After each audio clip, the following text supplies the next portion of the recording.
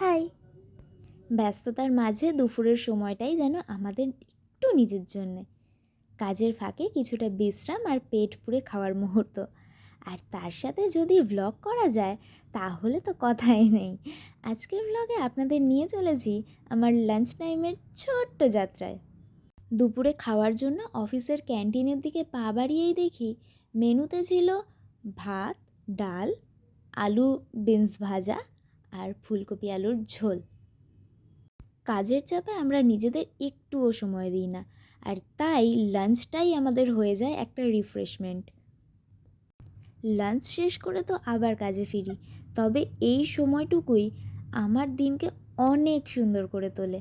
আশা করি তোমাদেরও ব্যস্ত দিনের মাঝে এই ছোট্ট সময়টুকু এরকমই আনন্দ দেয়।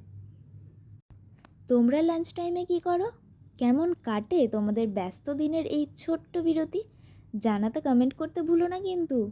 খেতে খেতে একটা কথা মনে পড়ে গেল, ছোটোবেলায় যখন খেতে চাইতাম না, মা তখন জোর করে খাইয়ে দিত।